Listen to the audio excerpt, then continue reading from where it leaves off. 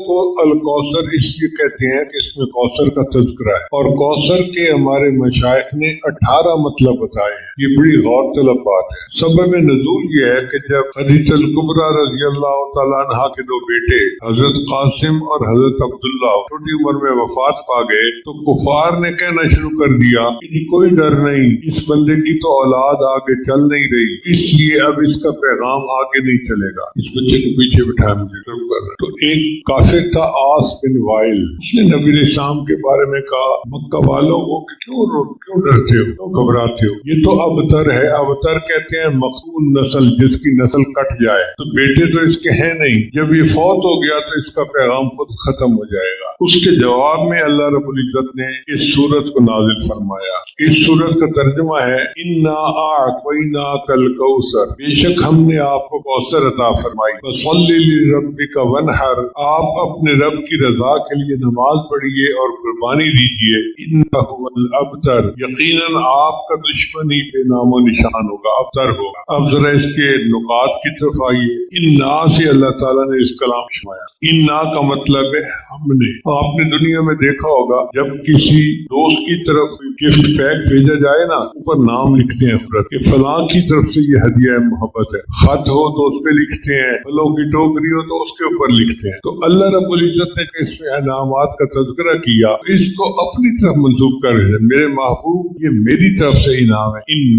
انا کا لفظ بتا رہے ہیں، آتینا کا مطلب ہم نے عطا کیا۔ یہاں پر لفظ آتینا بھی ہو سکتا تھا، لیکن ایتا جو ہے وہ عام ہے اور آتا جو ہے وہ خاص ہے۔ اس کا مطلب ہے کہ جو انعام دیا گیا وہ کوئی عام انعام نہیں ہے، خصوصی انعام ہے۔ انا آتینا کا آگے کاف لایا گیا، آپ کو، یہاں پر تم نہیں کہا کہ تمہیں، اس لیے کہ اس انعام میں کوئی دوسرا نبی اسلام کے ساتھ شریک نہیں ہے۔ یہ کسی کے ذہن میں بھی نہ آئے کہ اس انعام میں اور بھی کوئی شریک ہے، یہ خاص انعام نبی علیہ السلام کے لیے ہے۔ انا آتینا کا، جب انعام کی باری ہوتی ہے نا، دینے والے کو دیکھا جاتا، دینے والا جتنا بڑا ہوتا ہے انعام اتنا ہی بڑا، جی مجھے فلاں نے انعام دیا تھا۔ تو جب انعام دینے والا اللہ رب العزت ہے تو پھر انعام کی عظمت بہت بڑھ گئی۔ اللہ فرماتے ہیں انا اعطیناک الکوثر، اے محبوب بے شک ہم نے آپ کو کوثر عطا فرمایا۔ لفظ کوثر کا مطلب ہوتا ہے کثیر چیز عطا فرمایا، کثرت والی، مگر مفسرین نے اس کے 18 مطلب بیان کیے۔ یہ یاد کرنے والی بات، کوثر کے کتنے مطلب بیان ہوئے ہیں؟ 18۔ ایک مطلب تو یہ کہ اس سے مراد نہر فی الجنہ، جنت کی ایک نہر ہے جو نبی علیہ السلام کو معراج میں دکھائی گئی۔ فَإِذَا طِيبُهُ مِسْكُ الْأَزْفَرُ، اس کے پانی کی خوشبو مشک جیسی ہو، جیسے مہک ہوتی ہے نا، ایک انسان کوکا کولا پیتا ہے تو اس کی ایک اسمیل ہوتی ہے، جوس پیتا ہے تو اس کی اپنی ایک اسمیل ہوتی ہے۔ یہ آب کوثر ایسا ہوگا کہ اس میں سے مشک جیسی خوشبو آئے، ماء ابیض من اللبن، اور اس کا پانی دودھ سے زیادہ سفید، واحلی من العسل، اور شہد سے زیادہ شیریں۔ سبحان اللہ، اتنا سفید، اتنا شیریں اور اتنا صاف اور اتنا خوشبودار۔ اس کے قریب جو آپ خورے ہیں سونے اور چاندی کے، جیسے ہوتے ہیں نا واٹر کولر کے پاس گلاس پڑے ہوتے ہیں، تو اللہ تعالیٰ نے جو گلاس بنائے وہ سونے اور چاندی کے گلاس۔ سبحان اللہ، اللہ تعالیٰ کے کیا انعامات ہیں کہ ایسی سبیل دی کہ جو سونے اور چاندی کے گلاسوں والی۔ اس نہر کو دیکھنے کے بعد نبی علیہ السلام نے حضرت جبریل علیہ السلام سے کہا کہ جبرائیل یہ کیا ہے؟ تو انہوں نے کہا ھذا الکوثر الذی اعطاک ربک، یہ وہ کوثر ہے جو آپ کے رب نے آپ کو عطا کر۔ دوسرا اس کا معنی ہے حوض کوثر، وہ حوض کوثر جو محشر میں ہوگا۔ نہر کوثر جنت سے نکلتی ہے مگر حوض کوثر محشر کے دن ہوگا۔ حدیث پاک میں آتا ہے کہ جنت سے دو پرنالے آتے ہیں، ایک پرنالا سونے کا، ایک پرنالا چاندی کا، جیسے دو پائپ لائن آ رہی ہوتی ہے نا تو پانی کولر میں جا رہا ہوتا ہے۔ جنت کے جو حوض ہوگا اس کی دو پائپ لائن ہی ہوگی، ایک سونے کی ہوگی، ایک چاندی کی ہوگی۔ اس پر نبی صاحب نے فرمایا کہ میری امت کے ساتھ قیامت کے دن ملاقات ہو۔ نبی صاحب نے فرمایا ان موعدکم الحوض، میرے وعدے کی جگہ حوض ہے، وانی لانظر الیہ، اور میں اس کے اس طرح دیکھ رہا ہوں، وانا فی مقامی ھذا، کہ جیسے میں آنکھوں سے قریب کھڑا دیکھا، ومنبری علی حوضی، اور میرا منبر حوض کے اوپر ہوگا۔ यानी नबी अलैहिस्सलाम जैसे कुर्सी पे कोई बंदा बैठा होता है, उस सबील के पास कुर्सी पर अल्लाह के हबीब सल्लल्लाहु अलैहि वसल्लम तशरीफ फरमा हो, फिर उसके बर्तन आसमान के सितारों की तादाद से भी ज्यादा हो, इसलिए कि नबी अलैहिस्सलाम की उम्मत सबसे ज्यादा। ऐसे लगता है कि वो डिस्पोजेबल चीजें नहीं होंगी, अल्लाह ताला बस हर बंदे को अलग जो है वो बर्तन में हौज़ कौसर पिलाएं, जवाया हो सवा हो, चारों तरफ बराबर हो। इसका मतलब ये कि हौज़ कौसर चौकोर होगा, चारों तरफ बराबर हो। मैं यशरब मिनहा फला यज़मअ अबदा, जो एक मर्तबा उसका मशरूब पी लेगा फिर उसके बाद उसको कभी प्यास नहीं लगेगी, सैराब हो जाए। तफसीर कुर्तुबी में लिखा है कि हौज़ कौसर के चारों कोनों पर नबी अलैहिस्सलाम के चारों खलफा मौजूद, एक कोने पर सैयदना सिद्दीक़ अकबर लानो, एक पे हज़रत उमर लानो, एक पे सैयदना उस्मान गनी लानो और एक पे सैयदना अली रज़ी अल्लाह। और तफसीर कुर्तुबी में उन्होंने ये भी लिखा है कि जो बंदा इनमें से किसी एक के बारे में दिल में बोझ रखा होगा तो उसको हौज़ कौसर का पानी नहीं पिलाएंगे, और जब एक पिलाने से इनकार कर देंगे तो सब इनकार कर देंगे। अब कितने खुश नसीब होंगे जिनको हजरत अली लानो पिलाएं, जिनको हजरत उस्मान गनी लानो पिलाएं, जिनको हजरत उमर लानो पिलाएं और जिनको सिद्दीक़ अकबर लानो खुद पिलाएं। और तफसीर में लिखा है कि बाज ऐसे भी खुश नसीब होंगे जिनको अल्लाह के महबूब से खुद अपने हाथों से हौज़ कौसर पिलाएं। कौसर का तीसरा माना है अन्नहु रफ़अतुल ज़िक्र, कि अल्लाह ताला ने अपने महबूब के जिक्र को बुलंद किया। चुनाचे काफिर कहते थे कि नबी अलैहिस्सलाम की जब वफात होगी तो उनका कोई नाम व निशान नहीं रहेगा। अल्लाह ने फरमाया मेरे महबूब में आपके जिक्र को बुलंद कर। अब इसकी भी तफसील सुन लीजिए कि एक मरतबा जिब्रील अलैहिस्सलाम नबी अलैहिस्सलाम की खिदमत में हाजिर आए, अल्लाह के हबीब सल्लल्लाहु अलैहि वसल्लम अल्लाह ताला आपसे पूछते हैं कि मैं आपका जिक्र किस तरह से बुलंद करूं? तो नबी अलैहिस्सलाम ने जवाब में फरमाया अल्लाहु आलम, ये तो अल्लाह ही बेहतर जानता है। तो अल्लाह ने जवाब दिया मेरे महबूब मैं आपका जिक्र इस तरह बुलंद करूंगा कि जब मेरा जिक्र होगा वहीं पे तेरा जिक्र होगा, जहाँ जिक्र खुदा होगा वहीं पे जिक्र मुस्तफा। अल्लाह ने अपने महबूब सल्लम को क्या ऊंचा मकामत पाया कि जहाँ जिक्र खुदा होगा वहीं पे जिक्र मुस्तफा हो। चुनाचे कलमा तैयबा में देखें अल्लाह के नाम के साथ नबी अलैहिस्सलाम का नाम, नमाज में देखें अल्लाह के नाम के साथ नबी अलैहिस्सलाम का नाम, तशहुद में देखें अल्लाह के नाम के साथ नबी अलैहिस्सलाम, खुतबों में देखें अल्लाह के नाम के साथ नबी अलैहिस्सलाम का नाम नामी आता है। नबी अलैहिस्सलाम का तज़किरा अल्लाह ने तौरात, इंजील और ज़बूर में भी किया, पहली आसमानी किताबों में। चुनांचे अल्लाह ताला फरमाते हैं अल्लज़ी यजिदूनहु मक़मन इंदहुम फ़ी तौरात वल इंजील। चुनांचे एक सहाबी कहते हैं कि मैंने अर्ज किया अल्लाह के नबी सल्लल्लाहु अलैहि वसल्लम, नहीं एक और सहाबी से पूछा कि मुझे बताइए कि नबी अलैहिस्सलाम का तज़किरा तौरात इंजील में कैसे था? उन्होंने फरमाया कि नबी अलैहिस्सलाम के मुख्तलिफ नाम थे। एक नाम था हिर्ज़ुल उम्मीयीन, अनपढ़ की पनाहगाह। उम्मत अनपढ़ थी तो नबी अलैहिस्सलाम अनपढ़ों की पनाहगाह थे। एक जगह फरमाया अंता अब्दी व रसूली, ऐ मेरे महबूब आप मेरे बंदे हैं और मेरे रसूल हैं। समईतुकल मुतवक्कल, मैंने आपका नाम मुतवक्कल रख दिया। ये तौरात और इंजील में नबी अलैहिस्सलाम के बारे में अल्लाह ताला की तरफ से खुशखबरी है। न वो तो शुरू होंगे न वो सख्त दिल होंगे, न बाजारों में शोर करने वाले, न बुराई का जवाब बुराई से देने वाले, बल्कि माफ करने वाले और बख्श देने वाले हों। और अल्लाह उनकी रूह को उस वक्त तक कब्ज नहीं करेगा जब तक कि अपने हाथों से टेढ़ी मिल्लत को सीधा न कर ले और वो ला इलाहा इल्लल्लाह न पुकारने लगे। यानी जब तक सब लोग ला इलाहा इल्लल्लाह पर जमा नहीं हो जाएंगे अल्लाह उनको उस वक्त तक दुनिया से नहीं उठाए। जब तक आपके कलमे की वजह से अल्लाह ताला अंधी आंखों को बीना, बहरे कानों को और गाफिल दिलों के पर्दों खोल नहीं देगा। ये बुखारी शरीफ की रवायत। चौथा माना इसका है वो मकामल महमूद व शफाअतुल कुबरा, कि कौसर से मुराद मकाम महमूद और शफाअत कुबरा है। ये वो मखसूस मकाम है जो क़यामत के दिन अल्लाह अपने प्यारे हबीब से अता फरमाएंगे, आपके अलावा किसी और को नहीं मिले। हदीस मुबारका में है कि क़यामत के दिन अव्वलीन और आखिरीन सब जमा हों और वो दिन 50,000 साल का हो और सूरज बहुत गर्म होगा। हर बंदा अपने गुनाह के मुताबिक पसीने में डूबा हुआ होगा और पसीना इतना ज्यादा गर्म होगा कि جیسے پانی میں کوئی چیز ابل رہی ہوتی. اب آپ اندازہ لگائیے اتنی گرمی میں بندے کا تھوڑی دیر کھڑے ہونا مشکل ہوا. ہر بندہ چاہے گا کہ ہمیں عرش کا سایہ مل جائے, ہمارا حساب شروع ہو, ہم اس مصیبت سے نجات پائیں. تو انبیاء کرام حضرت آدم علیہ السلام سے کہیں گے کہ آپ انبیاء کے جد امجد ہیں, آپ اللہ سے سفارش کریں. وہ کہیں گے نہیں میں نہیں کر سکتا, میں اللہ سے ڈرتا ہوں. چنانچہ حضرت نوح علیہ السلام کے پاس آئے, وہ بھی کہہ دیں گے جی نہیں میں اللہ سے ڈرتا ہوں, میں اللہ کے سامنے بات نہیں کرتا کہ اللہ بڑے جلال میں ہوں. پھر سب حضرت ابراہیم علیہ السلام کے پاس آئے, کرتے کرتے حضرت موسیٰ علیہ السلام, عیسیٰ علیہ السلام سب انکار کر دیں. پھر سب انبیاء مشورہ کریں گے کہ ہمیں چاہیے کہ نبی علیہ السلام کے پاس جائیں, وہ اللہ کے محبوب ہیں, وہ ہماری سفارش کریں. تو جب سب انبیاء آ کر سفارش کریں گے تو نبی علیہ السلام فرماتے ہیں کہ میں اس وقت اللہ کے سامنے سجدہ کروں گا اور میں اپنی امت کے بارے میں رونے لگ جاؤں گا, اور جب میں روؤں گا تو اللہ فرمائیں گے اے میرے محبوب ارفع رأسک سل تعطیٰ, کیوں روتا ہے, مانگ جو مانگے گا میں تمہیں عطا کروں. چنانچہ نبی علیہ السلام کی شفاعت پر قیامت کے دن ہم جیسے گناہگاروں کی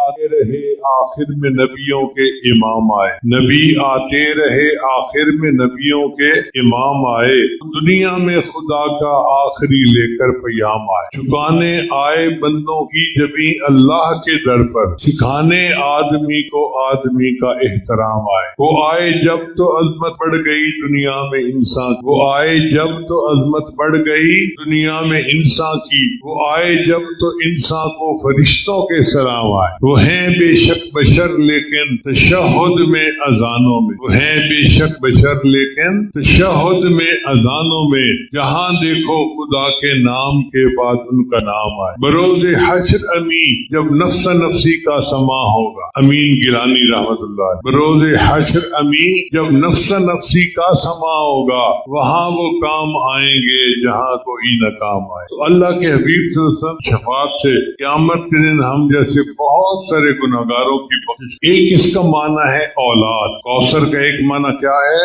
اولاد. چنانچہ اولاد دو طرح کی ہوتی ہے, ایک نسبی اور ایک روحانی. جو نسبی اولاد ہے سیدۃ فاطمہ رضی اللہ تعالی عنہا سے آگے چلی, اور آج 1400 سال گزرنے کے بعد بھی دنیا میں سادات موجود ہیں. جس ملک میں چلے جاؤ, جس شہر میں چلے جاؤ, آپ کو سید گھرانہ مل جائے. اللہ نے دیکھو آپ کو کیا بخت دیے کہ آپ صلی اللہ علیہ وسلم کی اولاد 1400 سال تک آگے چل رہی. ایک ہوتی ہے روحانی اولاد, تو اگر اس سے روحانی اولاد مل جائے یہ بھی جائز, کیونکہ نبی صاحب نے فرمایا کہ میں ہر متقی پرہیزگار میری آل میں سے ہے. اور ایک حدیث میں نبی صاحب نے فرمایا انما انا لکم بمنزلۃ الوالد, میں تمہارے لیے باپ کی مانے. تو اگر نبی علیہ السلام نیک آدمیوں کے باپ ہیں, پوری امت روحانی اولاد ہے, گویا اولاد پوری دنیا میں پھیلی ہوئی ہے. یہ نعمت اللہ نے اپنے محبوب عطا فرمائی. پانچواں مطلب اس کا یہ ہے وہ خیر الامم, کہ اللہ نے اپنے محبوب کی امت کو خیر الامم بنا دیا. یہ کوثر ہے, یہ معنی بھی ٹھیک ہے.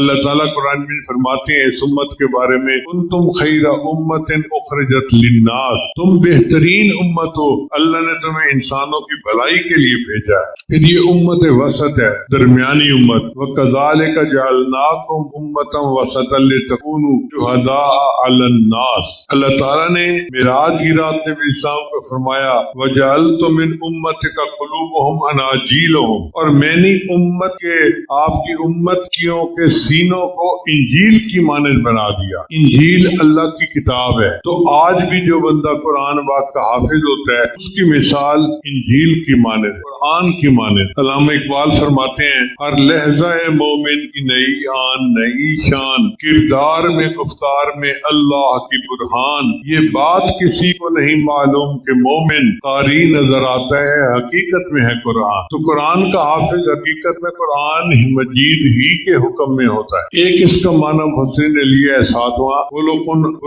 عظیم, کہ کوثر سے مراد نبی السلام کے اخلاق عظیمہ ہے. نبی السلام نے ارشاد فرمایا وہ لأتمم مکارم الاخلاق, میں مکارم اخلاق کی تعلیم دینے کے لیے دنیا میں آیا ہوں. نبی السلام نے فرمایا ادبنی ربی فاحسن تعدیبی, ادیبی، میرے رب نے مجھے ادب سکھایا اور بہترین ادب سکھایا۔ اب سوچئے کہ جس کا مربی خود اللہ ہو اس کی تربیت کتنی اعلیٰ ہوگی۔ چنانچہ تمام انبیاء کی صفات کو اللہ نے اپنے محبوب صلی کے اندر جمع کر دیا۔ آدم علیہ السلام کی انابت، نوح علیہ السلام کی استقامت، ادریس علیہ السلام کی ہدایت، عیسی علیہ السلام کی کرامت، ابراہیم علیہ السلام کی خلت، اسماعیل علیہ السلام کی اطاعت، یعقوب علیہ السلام کا حسن، اسحاق علیہ السلام کی بشاشت، موسیٰ علیہ السلام کی وجاہت، ہارون علیہ السلام کی سادگی، زکریا علیہ السلام کی یقین، اور نبی اور یحییٰ علیہ السلام کی حکمت، یوسف علیہ السلام کا حسن، یونس علیہ السلام کا غم،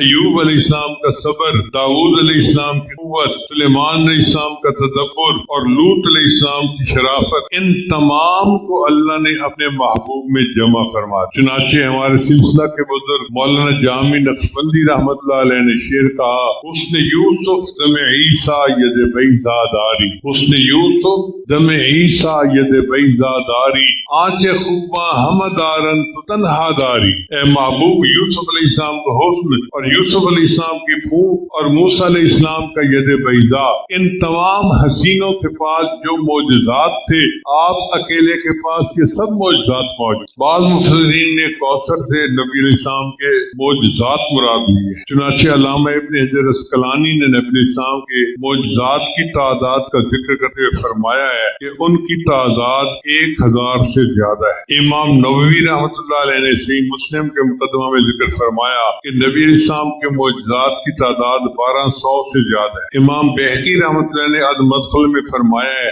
آپ کے معجزات 1000 تک ہیں، اور علامہ زاہدی حنفی رحمۃ اللہ علیہ وہ فرماتے ہیں کہ نبی علیہ السلام کے معجزات 1000 ہی ہیں، اور یہ بھی کہا کہ 3000 تک ان کی تعداد۔ اگر نبی علیہ السلام کے معجزات کو تقسیم کیا جائے تو اس کی 10 قسمیں بنتی ہیں۔ کتنے قسمیں بنتی ہیں؟ 10 قسمتیں۔ پہلے معجزات ہیں اخلاقی معجزات، تو نبی علیہ السلام کی انگلی کے اشارے سے چاند دو ٹکڑے ہو گیا، یہ اخلاقی معجزہ تھا جو رونما ہو۔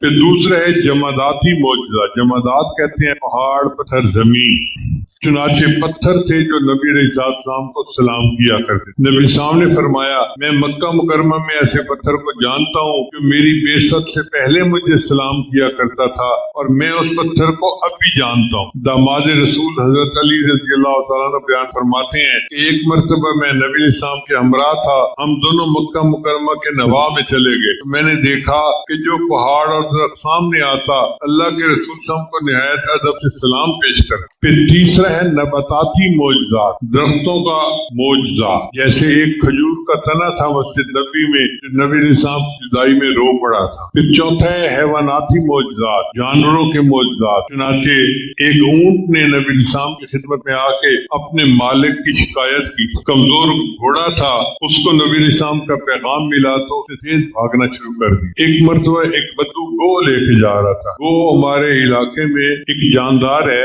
جس کو بہت مضبوطی کے ساتھ دیوار کو پکڑ لیتی ہے تو وہ چھوڑتی نہیں ہے، تو پہلے وقتوں کے ڈور ڈاکو اس کو استعمال کرتے تھے، اس کو دیوار کے ساتھ چھپا دیتے تھے اور پھر اس رسے کے ساتھ کی دیوار پھیلانگ جایا کرتے۔ وہ گو کھانا ہے تو حرام، لیکن عرب کے لوگ اس وقت گو کھایا کرتے، تو وہ دیہاتی ایک مری ہوئی گو لے کے جا رہا۔ راستے میں نبی علیہ السلام سے ملاقات ہو گئی تو نبی علیہ السلام نے سے فرمایا کہ تم کون ہو؟ اس نے اپنا نام بتایا۔ پھر نبی علیہ السلام نے اس دین کی دعوت دی کہ میں اللہ کا رسول ہوں اور تم میرے پہ ایمان لے آؤ۔ اس نے سوچا کہ میں کوئی ایسی بات کروں جو ناممکن ہے۔ اس نے کہا جی میں تو آپ کو تب رسول مانوں گا جب میری گو گواہی دے۔ اب مری گو بول بھی نہیں سکتی، اس کا خیال تھا یہ بالکل ناممکن ہے، یہ ہو ہی نہیں سکتا۔ چنانچہ جب اس نے یہ کہا تو نبی السلام نے گو کو مخاطب ہو کے کہا کہ اٹھ میری بات سن۔ تو مری ہوئی گو نے آنکھیں کھول دی تو نبی علیہ السلام نے اس کو سے پوچھا بتا میں کون ہوں؟ اس نے کہا آپ اللہ کے رسول ہیں اور آپ وہ ذات ہیں جن کی شفاعت سے قیامت کے دن لوگوں کی بخشش ہو۔ اللہ کے حبیب صلی اللہ علیہ وسلم کی گواہی جانوروں میں دی،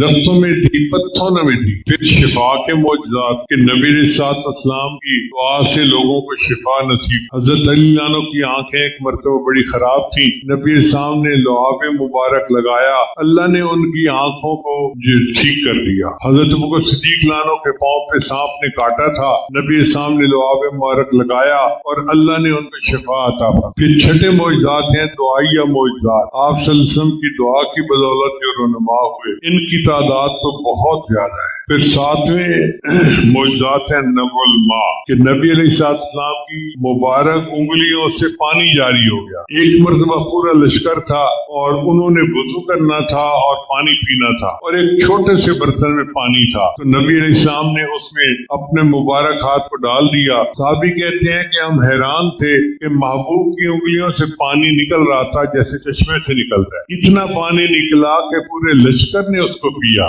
اس لیے کہتے ہیں کہ کائنات میں سب سے زیادہ افضل وہ پانی ہے جو محبوب صاحب کی مبارک انگلیوں سے نکلا تھا۔ دوسرے درجے پھر زمزم کا نام، حوض کوثر کا نام آتا ہے، پھر تیسرے درجے پہ زمزم کا نام آتا ہے۔ پھر اخبار غیب کے معجزات یعنی پرانے زمانے کے واقعات بھی بیان کیے نبی علیہ السلام نے، اور 10ویں ہیں پیش گوئی کے معجزات، آنے والے واقعات اور حادثات کی اطلاع بھی نبی علیہ السلام نے۔ آپ نے آج ظہر کے بعد بیان بھی سنا علامات قیامت کے بارے میں۔ میرے محبوب وسلم کی صداقت کی ایک دلیل یہ بھی ہے کہ جو آپ نے فرمایا، جیسے فرمایا، 1400 سال کے بعد وہ بات منوان سی مطلب پوری ہو۔ 10واں معنی کوثر کا ہے العلم الواسع، نبی علیہ السلام کا وسیع علم۔ نبی علیہ السلام کو اللہ نے خیر کثیر عطا فرمائی، اور علم کے بارے میں اللہ فرماتے ہیں وَمَن يُؤْتَ الْحِكْمَةَ فَقَدْ أُوتِيَ خَيْرًا كَثِيرًا۔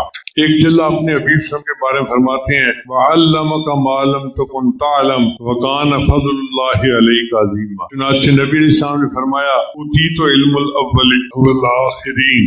اس کا 11واں معنی ہے انہ الاسلام، کہ کوثر مراد دین اسلام ہے۔ حقیقت یہ ہے کہ اسلام بہت بڑی نعمت ہے اللہ کی جو اللہ نے اپنے محبوب کو عطا فرمایا۔ ارشاد فرمایا الیوم اکملت لکم دینکم واتممت علیکم نعمتی ورضیت لکم الاسلام دینا۔ ایک اور جگہ اللہ فرماتے ہیں ان الدین عند اللہ الاسلام۔ ایک جگہ اللہ فرماتے ہیں الیوم یائس الذین من دینکم، اے محبوب آج یہ کافر آپ کے دین سے مایوس ہو گئے۔ آج کے دن ان کو پتہ چل گیا کہ مسلمان لوہے کے چنے ہیں، ان کو چبانا آسان کام نہیں ہے، یہ مایوس ہو گئے ہیں۔ اور پھر اللہ فرماتے ہیں کہ اللہ نے اپنے محبوب کے دین کو دنیا میں پھیلانا تھا وَلَوْ كَرِهَ الْمُشْرِكُونَ، چاہے مشرکوں کو یہ بات اچھی نہ لگے، وَلَوْ كَرِهَ الْكَافِرُونَ، چاہے کافروں کو یہ بات اچھی نہ لگے۔ ایک معنی یہ ہے انہ القرآن، کہ کوثر سے مراد نبی علیہ السلام کو جو قرآن عطا فرما دیا وہ ہے۔ قرآن مجید اپنے فضائل و کمالات کے لحاظ سے بے مثل اور بے نظیر ہے،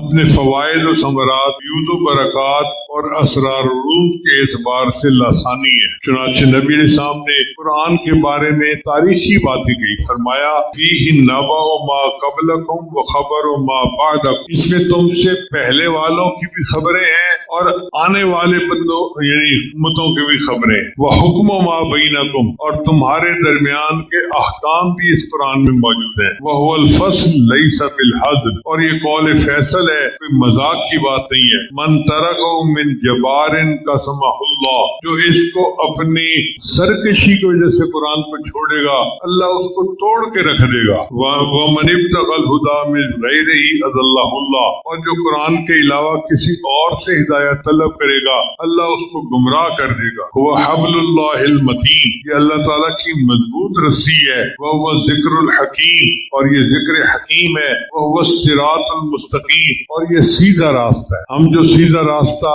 اختیار کرنے کی دعائیں کرتے ہیں نا، وہ یہ ہے کہ ہم قرآن پاک کے ساتھ نتھی ہو جائیں۔ جو قرآن پاک کے ساتھ نتھی ہو گیا تو اس نے گویا سیدھے راستے کو پا لی۔ هو الذی لا تضیع بالاہواء، اس کی وجہ سے خواہشات ادھر ادھر نہیں بھٹک پاتی۔ ولا تلتبس به الالسنہ، اور نہ زبانیں اس کی وجہ سے لڑکھڑاتی ہیں۔ ولا یشبع منه العلماء، اور علماء کا اس سے جی بھرتا ہی نہیں ہے۔ قرآن مجید ایسی کتاب ہے، ایک دفعہ نہیں، دو دفعہ نہیں، ہزاروں دفعہ پڑھو، یہ نہیں ہوتا جی ہم پڑھ چکے ہیں اب اس میں کوئی انٹرسٹ نہیں رکھا۔ ہر دفعہ ایک نیا لطف ہوتا ہے، ایک نیا مزہ ہوتا ہے۔ اس کا مزہ اس طرح سمجھیے کہ جیسے سخت روزہ لگا ہوا ہو، بندہ افطار کرے اور اس وقت اس کو آئس کریم کھانے کے لیے کوئی دے، ہر لقمہ کھانے کا الگ مزہ ہو۔ تو جس طرح آئس کریم کی ہر لقمہ کھانے کا مزہ الگ ہے، قرآن مجید کی ہر آیت کے پڑھنے کا مزہ جدا ہے۔ اس کو پڑھتے جائیے اور اللہ کی کتاب کے پڑھنے کے مزے لیتے جائیں۔ علماء उलमा कितना ही पढ़े उनको इससे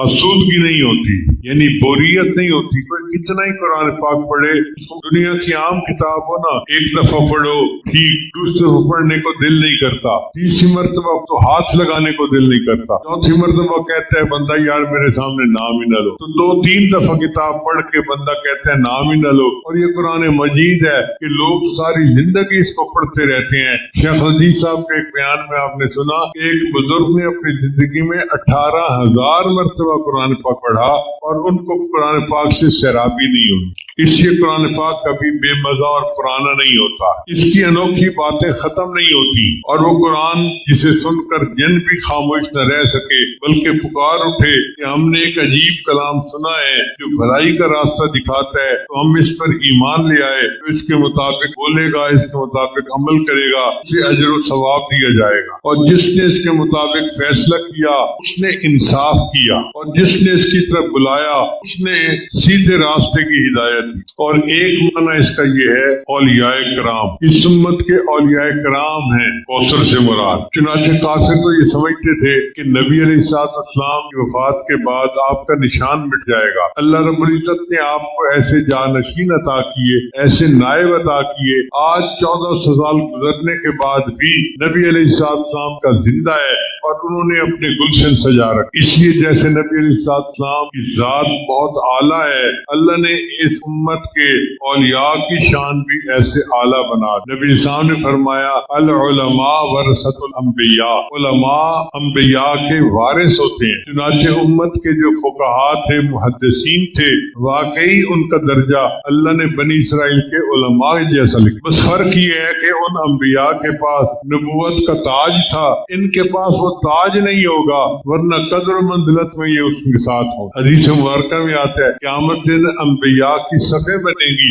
जहाँ खत्म होंगे वहाँ पे इस उम्मत के उलमा को अल्लाह बिठा दे, यानी जिस लाइन में अंबिया बैठे होंगे उसी में उलमा होंगे, मगर उनके सर पे नबूवत का ताज नहीं होगा। 13वां मतलब इसका ये है अन्नल कौसर अन्नबुवा, कि नबूवत कामिल जो अल्लाह ने अपने महबूब को अता फरमाई, कौसर से मुराद वो है। नबी अलैहिस्सलाम सिर्फ नबी नहीं थे, खातमुन नबीयीन थे, आप नबियों के भी इमाम थे, नबियों के भी नबी थे। चुनाचे अल्लाह ने कुरान मजीद में अपने नबियों से वादा लिया, ऐ मेरे अंबिया, अगर तुम्हारे सामने वो रसूल आए तुम्हारी तस्दीक करे तो क्या तुम उस पर ईमान लाओगे और उसकी मदद करोगे। वइज़ा ख़ज़ल्लाहु मीसाक़न नबिय्यीन, अल्लाह ने अंबिया से ये अहद लिया, लमा आतैतुकुम मिन किताबिन व हिकमतिन सुम्मा जाअकुम रसूलुम मुसद्दिक़ुन लिमा मअकुम लतु'मिनुन्ना बिही व लतंसुरुन्ना क़ाल अअक़ररतुम।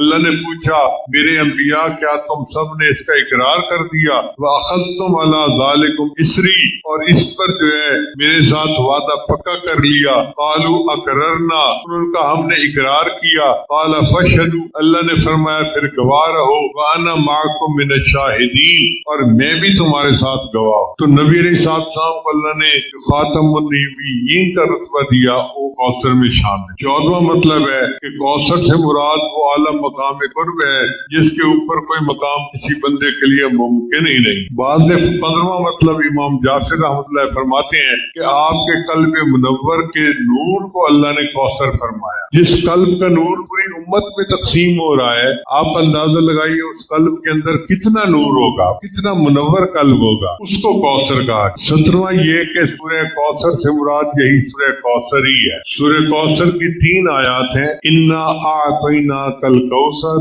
वसल्लि लिरब्बिका वनहर इन्न शानिअका हुवल अब्तर। ये कुरान मजीद की सबसे छोटी सूरत है। जब ये सूरत उतरी तो मक्का के काफिर ने सोचा कि बड़े अच्छे अशार हैं और एक शेर की कमी है, अगर चौथा फिट हो जाए ना फिर हम कहेंगे देखो जी हमने तुम्हारे मुकाबले का कुरान बना दिया। चुनाचे मक्का मुकरमा का एक शायर था जो गारों में रहता था, तन्हाई में वक्त गुजारता था, यानी गालिब और मीर तकी मीर जैसा جیسا کوئی شاعر تھا, الگ زندگی گزارتا. اس کے پاس گیا اور اس کو جا کے کہا کہ یہ 3 فکرے تو میں نے بنا دیے, 4تھا فکرہ میں نے نہیں بنایا, وہ تو بنا دے. اس نے وعدہ کر لیا. اب وہ کئی دن سوچتا رہا کہ 4تھا فکرہ کون سا بناؤں جو فٹ ہو جائے. 1 ہفتے کو اس نے وعدہ کیا تھا اور وہ کافر بڑا خوش تھا کہ میں 1 ہفتے کے بعد آؤں گا اور مسلمانوں کے پیغمبر کو بتاؤں گا کہ دیکھو تمہارے کلام کے ساتھ جیسا میں نے بھی کلام بنا لیا. چنانچہ 1 ہفتے کے بعد وہ سے جواب لے کے آیا. فکرہ کیا فٹ ہوا تھا؟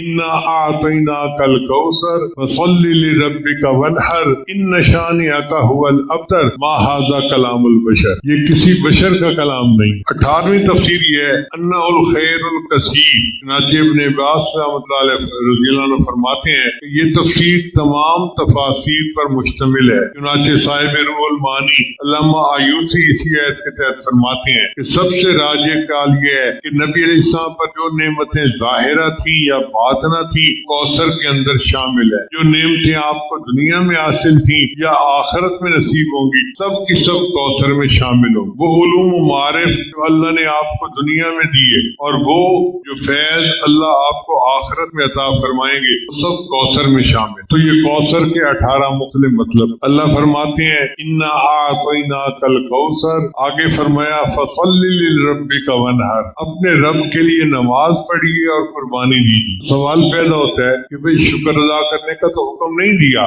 نماز پڑھنے کا حکم دیا ہے. تو مفسرین نے کہا کہ نماز پڑھنا خود شکر ادا کرنے کا ایک طریقہ ہے. اللہ قرآن میں فرماتے ہیں وَلِلَّهَ فَاعْبُدْ وَكُن مِّنَ الشَّاكِرِينَ. اپنے اللہ کی عبادت کیجیے اور شکر ادا کرنے والوں سے بن جائیے. گویا یہ شکر ہی ہے. نبی علیہ السلام بدنی اعتبار سے ایک ہوتا ہے لسانی شکر, ایک ہوتا ہے بدنی شکر, اور پھر آگے فرمایا وانحر مانی دیجیے. ان کا مطلب یہ ہے کہ بدنی عبادت بھی کیجیے, مالی عبادت بھی کیجیے. چنانچہ جب کسی بندے پر انعامات ہو, جب کسی بندے پر اللہ کی خاص مہربانیاں ہو, تو چاہیے کہ وہ مالی طور پر شکر ادا کرے, جسمانی طور پر بھی شکر.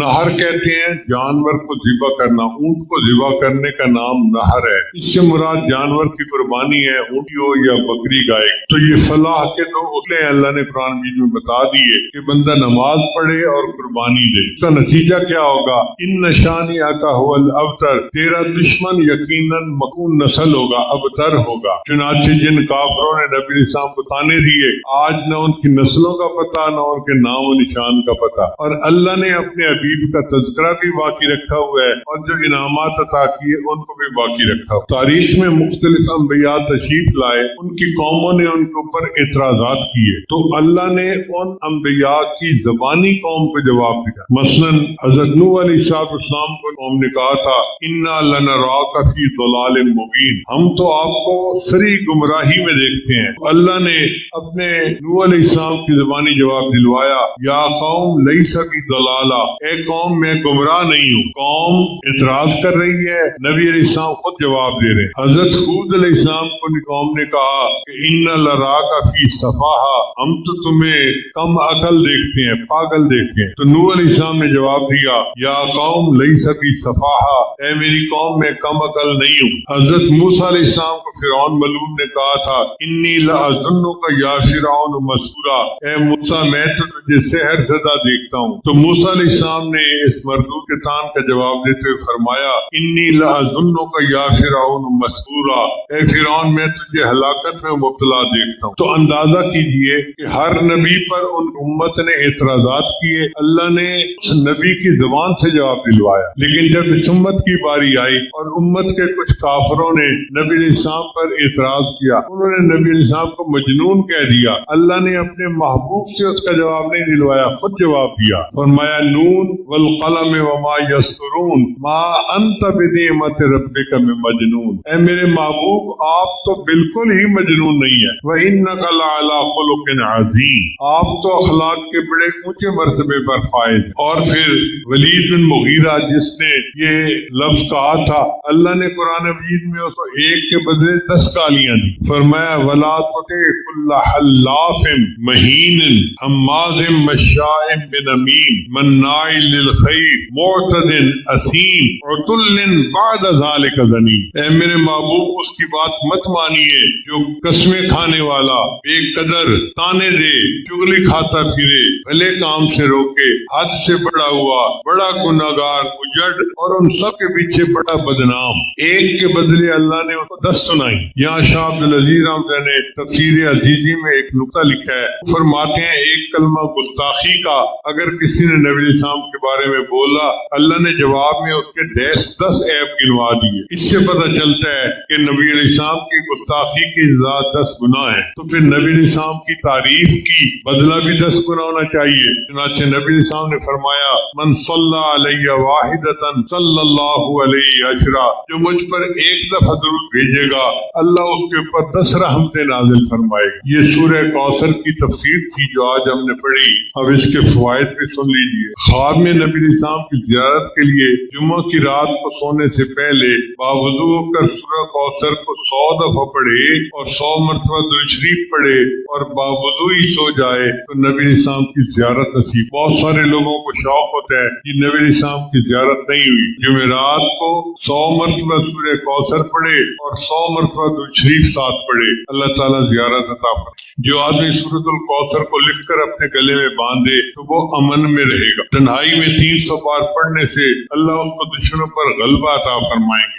ایک اور اس کا خوبی سنیے، اگر کوئی شخص اولاد سے محروم ہے تو روزانہ 101 دفعہ سورۃ الکوثر بسم اللہ کے ساتھ پڑھے، انشاءاللہ اس اولاد کی نعمت عطا فرمائیں۔ جس شخص کی اولاد زندہ نہ رہتی ہو، اگر وہ اس سورت کو 700 دفعہ صبح کی نماز کے بعد 41 روز تک پڑھے، انشاءاللہ اس کی اولاد زندہ رہے۔ اگر کوئی خواب میں دیکھے کہ میں سورہ کوثر پڑھ رہا ہوں، تعبیر یہ ہے کہ مال اور نعمت اللہ کو عطا فرمائے۔ حضرت خواجہ فرید بن عطار رحمۃ اللہ پند نامہ میں شعر لکھتے ہیں، اے بادشاہ میرے گناہوں کو معاف کر دے، ماں گناہ گاریم آمرزگار، میں گناہ گار ہوں اور بڑا رحم کرنے والا ہے، تو نکوکاری و ماں برکردہیم، اللہ تو اچھا ہے اور میں بہت ہی برا ہوں، جرم بے پایا و بے حد کردہیم، میں نے بے حد اور بے پناہ جرم کیے ہیں، سال ہا در فسیاں گشتہیم، سال ہا سال اے اللہ میں گناہوں کے اندر رہا ہوں، دائمن در بند اسیاں بہیم، ہم کرین نفس و شیطان بودہیم، روز و شب اندر معاصی بودہیم، میں نے نفس و شیطان قربت اختیار کی اور دن رات میں گناہوں کے اندر پڑا رہا، غافل از یوخذ نواسی بودہیم، اور میں غافل ہو گیا کہ اللہ تعالیٰ کھانیوں کڑ کر بندے کو جہنم میں ڈالنے والا، بے گناہ نہ گزشتہ برما ساعت، میرے اوپر کوئی ساعت بھی گناہوں کے بغیر نہیں گزری، بہادور دل نہ کردہ طاعت، اور میرے دل نے کوئی طاعت دوری کے ساتھ نہیں۔ ہوا بندہ اب آپ کے دربار پہ حاضر ہے، آپ روی خود بحیثیاں ریختہ، میرے مولا مغفرت دارت امید از لطف، مغفرت فرما اپنے مہربانی کے ساتھ، ذات کے خود فرمود اے لا تقنط، اس لیے کہ تو نے خود کہا ہے کہ میرے بندوں کو اسے مایوس نہ ہونا۔ بنی اسرائیل کا ایک نوجوان تھا جو بہت گناہگار، اس کا واقعہ اس میں بات مکمل کرتا ہوں۔ وہاب ابن منبہ رحمۃ اللہ علیہ فرماتے ہیں، کانا فی زمن موسیٰ علیہ السلام شاب، موسیٰ علیہ السلام کے زمانے میں ایک نوجوان تھا، آتن بڑا سرکش تھا، مصرف علی نفسہ ہی اپنے نفس پہ بڑا ظلم کرتا تھا، وہ اتنا برا تھا کہ بستی کے لوگ سے تنگ آ گئے اور انہوں نے فیصلہ کر لیا تھا اب ہم نے اس بستی میں رہنے نہیں دے۔ اب آپ بتائیے کتنا بڑا گناہگار ہوگا کہ بستی کے لوگوں نے متفقہ طور پہ فیصلہ کیا کہ اس کو ہم نے بستی سے نکال دیں، چنانچہ اس نے پھر گناہ کا ارتکاب کیا، پھر بستی والوں نے مل کے مارا اور ذلیل و رسوا کر کے بستی سے دھکے دے کے نکال دیا، فاخرجوہ من بینہم لفعلہ، ساری بستی والوں نے اس کے برے کاموں کی وجہ سے اسے نکال دیا، فازرت الوفات فی خربۃ علی باب البلد، زمانے میں شہروں کے گرد فسیلیں ہوتی جیسے ہمارے ادارے کے گرد دیوار ہے اور اس کے دروازے ہوتے، جب انہوں نے دروازے سے دھکا دیا، دروازے کے سامنے ویرانہ تھا جہاں چند درخت تھے، وہ ویرانے میں جا کر بیٹھ گیا۔ اللہ کی شان دیکھیں देखें तो उस वीराने में उस मौत आ गई। अल्लाह ताला इला मूसा, अल्लाह ताला ने मूसा अलैहिस्सलाम पर वही नाज़िल फरमाई, इन्ना वलिय्यम मिन औलियाई हाज़रहुल मौत, ए मूसा अलैहिस्सलाम मेरे औलिया में से एक वली को मौत आ गई है। फहज़ुरहु व गस्सिलहु व सल्ली अलैहि, आप उसके पास जाइए तो गुस्ल दीजिए और उसकी जनाजे की नमाज पढ़िए। व कुल्ल मन कसरा इस्यानहु या जनाज़तु, दीजिए कि जिस बंदे के गुनाह बहुत हो वो आके उसके जनाजे की नमाज पढ़े, मैं उसको भी माफ कर दूंगा। वहमिलो इलैया, और उसे कब्र में दफना दीजिए, लिअक़मा सवाहु, ताकि मैं उसके साथ अच्छा मामला करूं। फनादा मूसा अलैहिस्सलाम फी बनी इसराइल, मूसा अलैहिस्सलाम ने बनी इसराइल में ऐलान करवा दिया, लोगों अल्लाह के औलिया में से एक वली की मौत आई है, जनाजा पड़ेगा वो बख्शा जाएगा। फकसुरन नास, लोगों की सारी तादाद, बहुत कसीर तादाद जनाजा पढ़ने पहुंचे। फलम्मा हाज़र वो आरिफू, जब वो लोग वहाँ पहुंचे तो उन्होंने उसको पहचान लिया। फकालू, कहने लगे, या नबी अल्लाह, ए अल्लाह के नबी, हाज़ा वल फासिक अल्लज़ी अखरजनाहु, तो वही फासिक व फाजिर है जिसको हमने बस्ती से निकाल दिया। फतअज्जब मूसा मिन ज़ालिक, हज़रत मूसा अलैहिस्सलाम को भी इस बात से बड़ी हैरानी हुई। हाँ यार, बात तो ठीक है, बंदा तो ये वही है। फ़अौहल्लाहु इलैहि, फिर अल्लाह ने उनकी तरफ वही नाज़िल फरमाई, सदक़ू वहुम शुहदाई, ये ठीक कह रहे हैं सारे लोग मगर ये मेरे गवाह हैं। इल्ला अन्नहु लम्मा हज़रतुल वफ़ाती हाज़िल खरबती, मगर मसला ये है कि जब इस बंदे को वीरानी में मौत आई, नज़रा युमनतन व युसरतन, उसने अपनी दाएं तरफ भी देखा, बाएं तरफ भी देखा, वला करीबन, कोई अपना करीबी रिश्तेदार नजर नहीं आया। वरा नफ्सहु गरीबतन वहीदतन ज़लीलतन, उसने अपने नफ्स को गरीब पाया, अकेला पाया और जलील पाया। फरफ़अ बसरहु इलैया, उसने अपनी आंखें आसमान की तरफ लगाई और मुझे कहा, इलाही अब्दुम मिन इबादिका, अल्लाह तेरे बंदों में से एक बंदा हूँ, गरीबुन फी बिलादिका, मैं अपने शहर से निकाला गया हूँ। लो अलिमतु अन्ना अज़ाबी यज़ीदु फी मुल्किका, अगर मैं जान लेगा कि मुझे अजाब देने में तेरे मुल्क में इजाफा होगा, मैं तुझसे मग़फ़िरत न मानता, और अगर माफ करने से तेरे मुल्क में कमी हो जाती, और अगर माफ करने से तेरे मुल्क में कमी हो जाती, लम्मा साल पल मग़फ़िरा, ए अल्लाह मैं तुझसे मग़फ़िरत न करता। वलैसा ली मलजा वला रजा इल्ला इलैक, और मेरी तो कोई जाए पना और उम्मीदगार तेरे सिवा है ही नहीं। और मैंने तो ये भी सुना है कि आपने कहा है, इन्नी अनल गफूरुर रहीम, मैं बड़ा ही गफूर और बड़ा ही बख्शने वाला हूँ। वला तखिब रजाई, अल्लाह मेरी उम्मीदों को न तोड़ना। ए मूसा अलैहिस्सलाम, अफगान यहसनु बी अन अरुद्दहु, क्या मुझे ये बात अच्छी लगती है, ज़ेब देती है कि वो मरदूद किया गया हुआ बंदा है और वो मुझसे इस तरह से दुआएं मांग रहे हैं।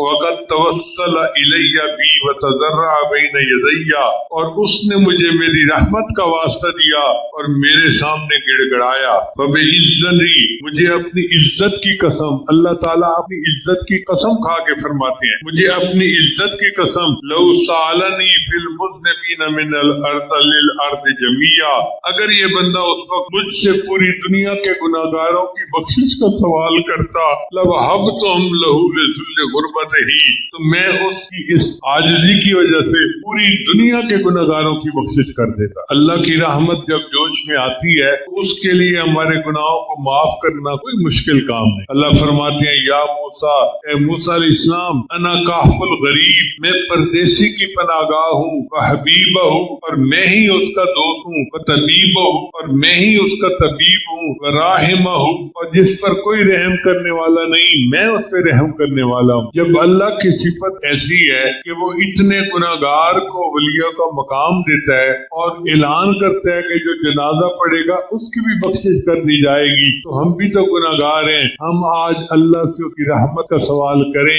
क्या वहीद है कि आज की इस मजलिस से पहले अल्लाह हमारे गुनाहों की भी बख्शिश फरमाए। और एक हदीस मुबारका में आता है कि जो बंदा आयतल कुर्सी रात को सोते हुए पढ़ लेता है, अल्लाह ताला की हिफाजत फरमाते हैं, उसके घर वालों को भी हिफाजत फरमाते हैं और उसके पड़ोसियों की भी हिफाजत फरमाते हैं। सुभान अल्लाह, क्या खूबसूरत अमल है कि बंदे की भी हिफाजत होती है, अहलो अयाल की भी, और करीब के घर वालों की भी हिफाजत हो जाती है। इसलिए इस अमल को बहुत एहतमाम से करने की जरूरत है। नबी इस्लाम ने एक अमल बताया کہ جو شخص صبح کے وقت 3 مرتبہ بسم اللہ پڑھ لے، بسم اللہ الرحمن الرحیم، بسم اللہ الرحمن الرحیم، اب یہ کتنا چھوٹا سا عمل ہے، جو شخص صبح کے وقت پڑھ لے شام تک کوئی حادثہ یا کوئی اس کو مصیبت نہیں پہنچ سکتی، اور اگر شام کے وقت پڑھ لے گا تو صبح تک اس کو کوئی